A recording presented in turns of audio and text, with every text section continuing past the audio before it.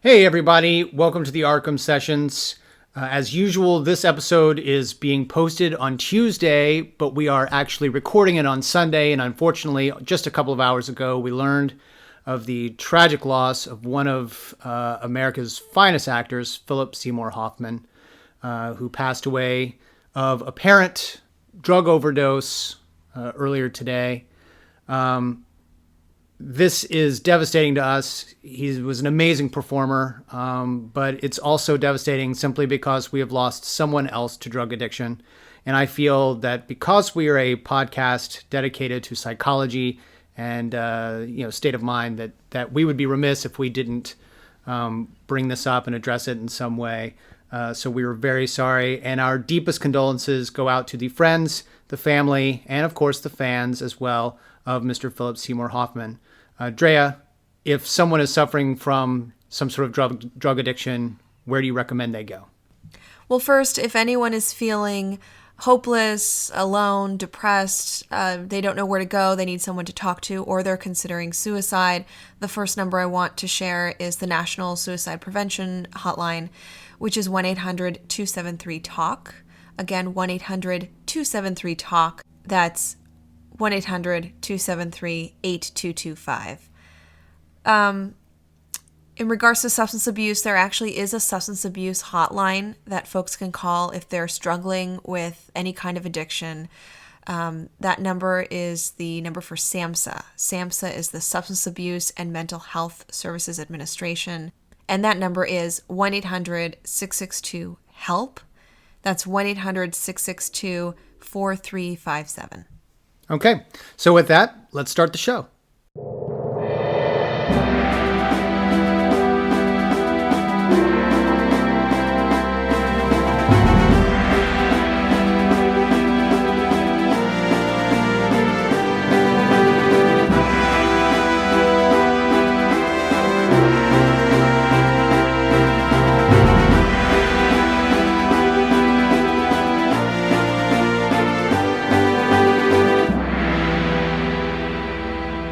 Hey everybody, welcome to the Arkham Sessions. My name is Brian Ward, and as always, I am joined by my co-host, Dr. Andrea Letamendi. Hello. And today we are welcoming you to the 7th episode of the Arkham Sessions, where we're going to focus on the episode P.O.V. Which stands for... Point of View. But before we get started, we're not normally a news site of any kind. That's not really our thing. We let other people handle that. However, Twitter and Facebook and news sites and the internet basically went into a frenzy on Friday with another little bit of casting news for DC from DC and Warner Brothers for the new Batman vs. Superman. We've got Jeremy Irons as everyone's favorite butler, Alfred. And we've got Jesse Eisenberg as Lex Luthor. Drea, really quick, your opinions on those castings. Too old, too young. Jesse Eisenberg, too old to play No. Lex Luthor. You heard it here first. Way too old. No, I'm just kidding. Irons is fantastic. I think that he would be wonderful as Alfred. You know what I think is interesting about Irons as Alfred? I was thinking back, and I could be wrong, but I was thinking back to all the on-screen Alfreds that we've ever seen. And I think physically, he is the closest to what is traditionally drawn, illustrated as Alfred. Black hair, slender. They'll probably give him a mustache, I would imagine. But most of the other Alfreds haven't had mustaches. They've all been elderly, white-haired, from Michael Goff to Michael Caine, etc. Like, they traditionally, they don't generally, even dating back to 1966, they don't generally look the way that they've been illustrated. But I think Jeremy Irons kind of fits a little bit. Yeah, I think, like I said, I think he's suitable for the role as far as his acting and his characterization, or what could be a really great characterization of Alfred. And then Eisenberg as Luthor. Again, he just seems really young, but I imagine that's because Clark is still very young. Eisenberg is a unique choice for me. I kind of like that they're going outside the box. I'm not sure that I'm always happy with the idea of a Lex Luthor that is a contemporary to Superman. I would almost, while I know nothing about the story or the script, I would almost like to see, for that brief period of time, Lex Luthor was president of the United States. I would kind of like to see Superman going up against the president of the United States. Two American icons kind of going up against one another, and a super criminal who's already at the height of power. I think that would be interesting, and obviously Eisenberg wouldn't fit that kind of role. But anyway, right. What do you guys think? Hit us up on Twitter at Arkham Sessions. Let us know, and we'll all take this conversation online. But let us move right into the episode. It ought to be a hot one. Very dark episode. It takes place at night. So, it helps. This whole episode takes place, I think, is that within one night? Is that what you just said? It might be one night. I imagine it's probably over the one night. So that means that Renee Montoya and Officer Wilkes are night shift folk. I guess you would have to be if you're dealing with Batman, because he doesn't really hang out during the day. Right. But this episode the story came from Mitch Bryan. The teleplay was actually written by Sean Catherine Derrick and Laren Bright. And the episode was directed by Kevin Altieri. It aired in mid-September. It was September 18th, 1992. And once again features one of your favorite characters, Renee Montoya.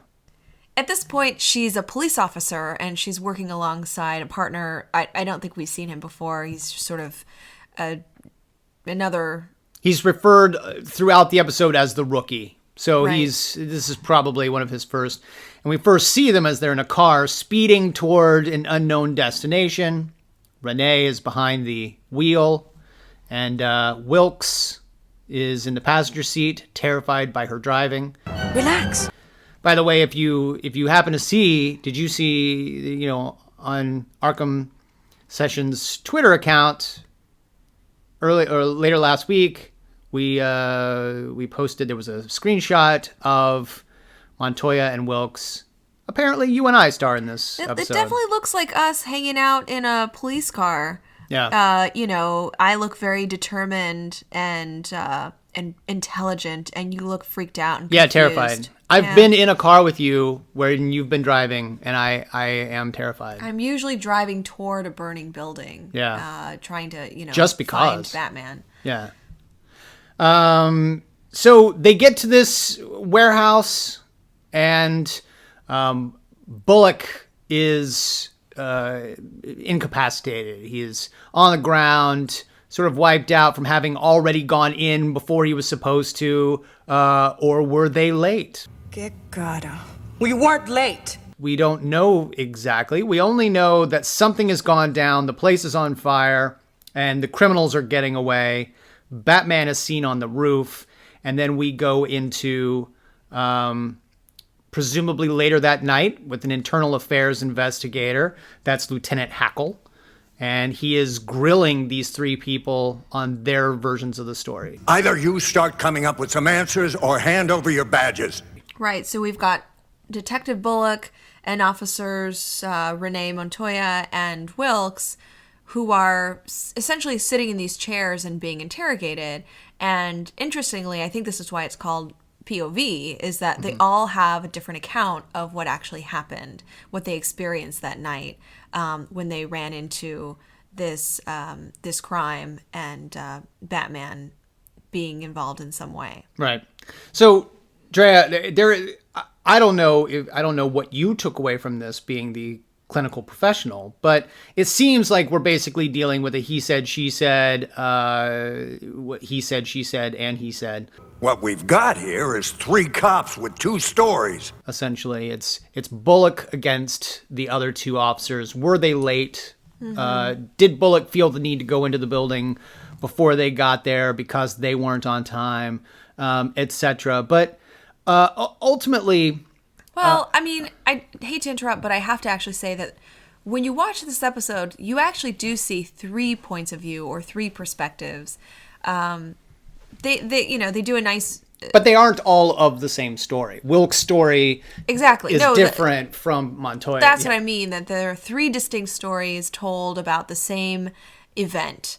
Bullock, basically his story is that he's this heroic detective who, goes into this building, catches these criminals, during the act of stealing all this money, and somehow Batman gets involved and Bullock saves Batman's life. It took my last bit of strength to get us out. Interestingly, the rookie cop has a story where he also interacts with Batman, but he interprets all of Batman's moves as very superhuman, right? So when he talks about Batman, I guess he's shooting a grapple hook and it's electrified or something, and what this cop says is Then he pointed his fingers, and some kind of ray shot out at the van. It blew the door open. which, if you actually watch the show, you're seeing that Batman is using his practical tools to get the bad guys. So it's sort of interesting that this rookie cop sees Batman as superhuman and certainly heroic and above. Certainly it has abilities that they don't have. While Bullock's perspective is, Batman is failing. He's not capable of doing his job. He's getting in the way. And ultimately that the police department has to save Batman. That's sort of the perspective we get from him. But as we've always seen, Bullock has it out for Batman and therefore would never get him credit for anything. Right. His perspective, his account of what happened is very consistent with his, I've used this word before, his schema about Batman, his thoughts and beliefs. His prejudice. You can call it prejudice, yeah. I mean, it's sort of his... the units of mental kind of beliefs and values around other people, other situations, things. And so it makes a lot of sense to me as we see these three different accounts that they're all very different. And finally, Renee's account of what happened is interesting because in her account, Batman comes onto the scene, he's in the building, but he ends up she says he's buried alive. Poor Batman. Her perspective, I think, is that Batman's just like us. She sees the equality in the situation, and sees him as certainly effortful and heroic, but she sees him as being fallible, and because he's buried alive, I think that's it's completely different perspective than the other two. And she appears to have a more realistic, probably the most realistic perspective, because he was in fact buried alive by burning. Who said? By the burning roof. Well, who saw that? Not only did we see it, but then she, after being relieved of duty, is heading home, solves the crime, essentially, goes to the docks, and actually finds Batman hanging from a rope.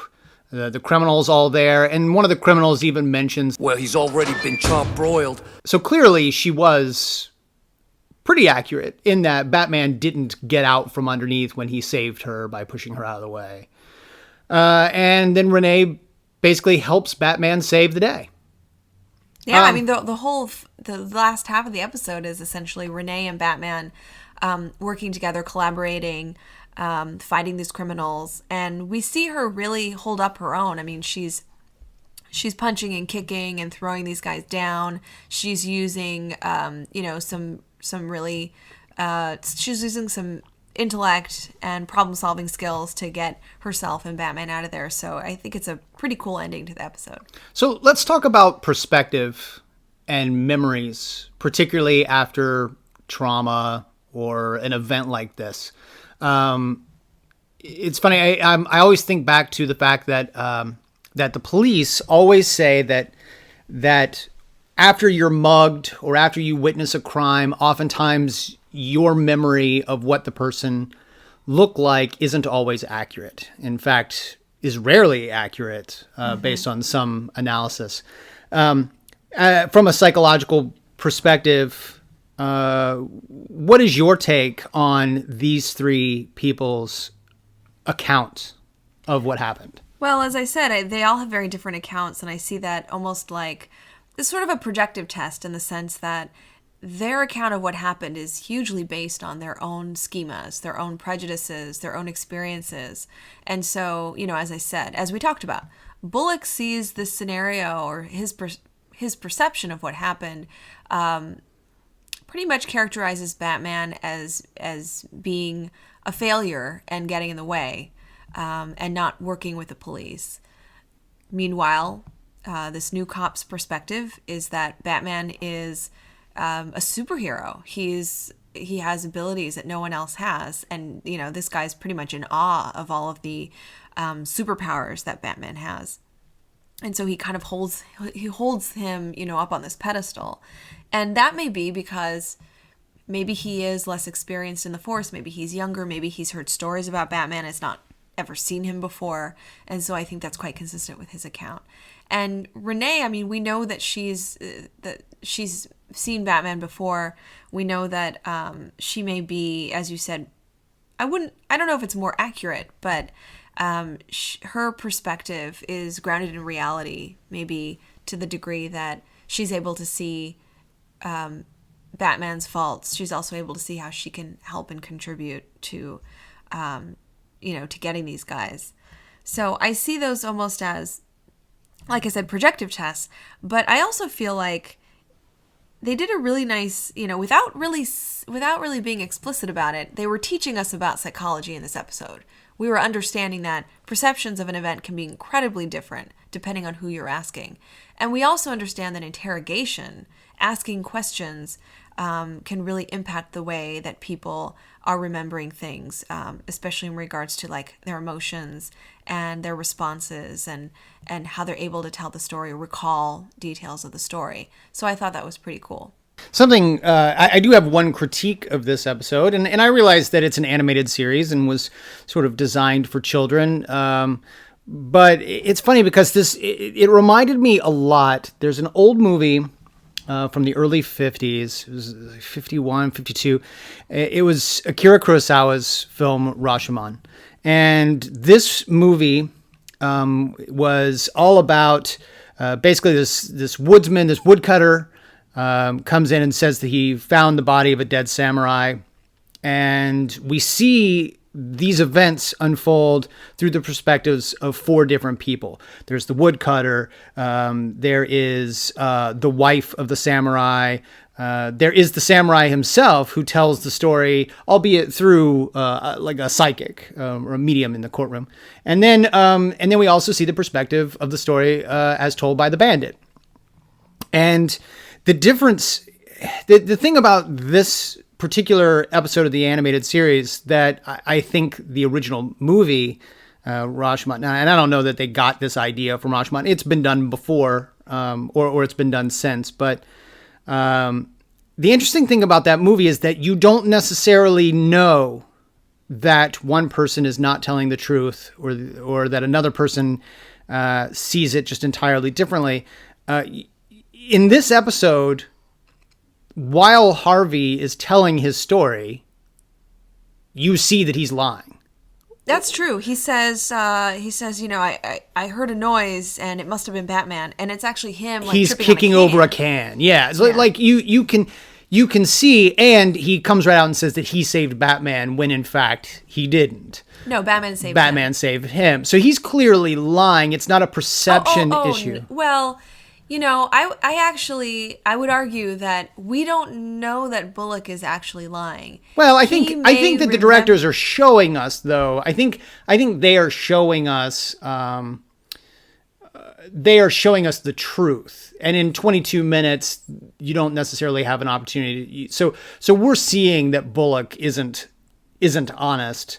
We're also seeing from the perspective of Wilkes that the sparkles that are coming out of they're supposedly coming out of Batman's hands aren't in fact magic. It is yet another sort of it's the little bombs, His bat bombs. His bat bombs. So it's like we see what is the truth while watching these. But I would argue, I actually would argue that it allows us to understand that perception can be distorted. Sure. So I actually like that they're showing, okay, what factually happened is, Bullock is tripping on a can. Right. What Batman is actually using are these practical weapons or things that anyone with training can use. They're not superpowers. And I think what's great about that is we understand that recall and memory can be distorted and that we can actually misremember, or we can, really believe that something happened. Right. And it actually didn't happen, which is actually very true. Like you said, actually a lot of research has shown that, eyewitness testimonies or, eyewitness IDing of criminals can actually be really, really faulty, and that, research shows between 30 to 50% of those eyewitness accounts when people ID a person they're actually wrong. So I think that that's a nice sort of a nice way to kind of teach us that memory can be distorted and that we can really believe that we saw something, but it didn't really happen. They did do a decent way of showing us the reality as we were listening to the accounts. I just kind of wish, and I know it's weird to say, but there was actually an episode of Alvin and the Chipmunks that did this as well. And they actually did sort of a Rashomon. They were in a courtroom. Simon was the judge. And of course. And they were trying to determine who, I think it was a statue at school, who knocked over the statue or who did something in the courtyard. And then it turns out from the perspectives of all this testimony that actually they all had something to do with it. But you legitimately saw what those people believed they saw. And in this particular episode of Batman the Animated Series, I don't think we ever really saw what people thought they saw. We saw the truth and heard what they thought they saw. And it wasn't as effective for me as an adult watching this animated series that is designed for children. But, that's my only critique. Fair enough. You also critiqued that, Wilkes was left-handed in the beginning of the episode, and they were both left-handed. No. Let's make something very clear. Both Montoya and Wilkes apparently are ambidextrous. They were both carrying their shotguns ready to fire with their left hands on the trigger, and then later on were using their right hands on the trigger. So they are clearly ambidextrous. I don't think anyone notices that in detail. I'm just saying, I noticed it. So let's go back to eyewitness testimony, or what's also called eyewitness recall. Psychologists would call it eyewitness recall, which is, of course, a person's account of an event, usually an event that involved a crime. And actually, a lot of research studies have looked into this and found that a number of different factors do kind of affect the way that we remember things, or I should say, how we can remember them accurately or inaccurately. One thing is anxiety or stress. So if a person is experiencing a lot of fear, anxiety, or stress during the event, that may lessen their ability to remember certain details. There's actually a lot of research that goes into, you mentioned weapons, like some of the officers are holding guns. Sometimes people who are witnessing an event or involved in an event just focus on the weapon, and that keeps them from focusing on details of the perpetrator or the criminal. I don't know. I mean, there's a moment where Montoya is faced with, I think it's a giant drill, and that criminal, in the credits, his name is, he's known as Driller. Right. Voiced by Ron Perlman. My pleasure.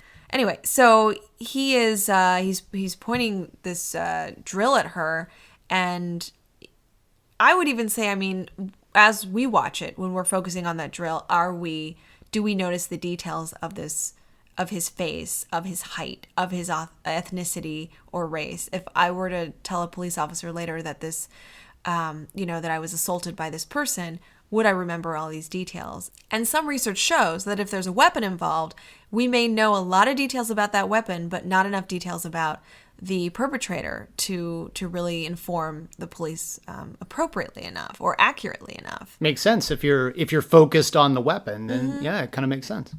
Right. Another thing that we know is that memory erodes over time. So, depending on how soon this lieutenant was questioning these three cops, It's a good thing he was presumably questioning them that night. I know, for it's some- interesting. that's- I think it was the same night, but we do know that memory erodes over time, and what we do, this idea that we remember things like a videotape, or I should say a video file, since videotapes are a bit dated. And they erode over time. And those actually erode over time. So unlike a video clip, I should say, where, you see everything in this linear way, we remember things depending on meaning, and our brain actually fills in the gaps. So you would remember a situation one way based on the schemas that you have, and I would remember it maybe slightly differently, perhaps somewhat similarly, but I use meaning and I use my experiences and my schemas to fill in those gaps as well. So I think that this episode really does a great job of kind of showing us the personalities and characters of these three cops. And the show wanted us to know Bullock just cares about himself, doesn't see the value in Batman. This new guy is sort of like us. We see Batman as infallible and super heroic and, super talented and superhuman. And Renee sees him as an equal. And in fact, later in the episode, we see her stand up right next to him, punching and kicking and getting at these bad guys, because she actually believes that she could be there right with him to defend herself and to really, basically fight along with him, which I think is really cool about her. So because I didn't actually go to school to become a doctor, I had other things going on. Right. I don't know. Maybe were there any sort of, this might be a weird question. Have there ever been any research studies on memory, storytelling and memory and, how accurate things are? Mm-hmm. Yeah, there have been. Actually, for many decades, researchers and psychologists were interested in how stories were retold and how, generation after generation, some stories would sort of turn into fables or folktales. And so one very, very well-known research study was actually back in the 30s, and it was called The War of the Ghosts. And the premise of the study was to show that a story would actually change after many retellings. And so what they did was they actually, apparently the War of the Ghosts was a real folk tale, some North American folk tale that some folks knew about. And they had people or participants tell the story to another person, and then that person would tell the story to another person and so forth. We would call that... It could be like a game of telephone? Yeah, it's kind of like telephone. And over time, they actually found that the story changed substantially in terms of the characters involved, in terms of details of the story. And what they learned from this is that we, like I said, we try to fit what we remember with what we already know about. So again, we fill in the gaps. If there's something we don't remember, if there's something that is unfamiliar even, we will use our own experiences, the way in which we understand the world, and we would fill in the gaps with that information. So essentially, we are reconstructing our memories to conform to our personal beliefs about other people, other situations, the world around us. Cool. So that's all I've got on this episode. How about you? Yeah, I think that was, it's interesting. There wasn't one, big baddie or villain that we were focusing on, but I think this was a great episode to kind of talk about perception, memory, and false memories. Cool. So join us next week, gang, when we'll be going into episode 8, The Forgotten, which is actually one of the episodes that sticks out in my mind more than any other when thinking back to Batman the Animated Series. That's funny because I had forgotten about this one. You'll remember it. Oh. It's Bruce Wayne with amnesia in like a prison sort of setting. Oh, yes. Remember the So this is an awesome episode. You guys need to come back. Until then, if you've not caught up on the other episodes of the Arkham sessions, because this one deals with psychology, of course, but of course we've also gone, Andrea has gone to great lengths to analyze Man-Bat and the Joker and the Scarecrow and Poison Ivy, etc. So go back and listen to episodes 1 through 6 for sure. You can find us on iTunes. You can also find us on YouTube if you're watching us on YouTube. Yep. And if you have questions, just tweet us. Please tweet us at Arkham Sessions or at bward028 or At Arkham Asylum Doc. I won't spell Arkham Asylum because I'm assuming you know how to spell that. That's right. So join us again next week. Until then, have a great week, and we'll see you soon. Adios.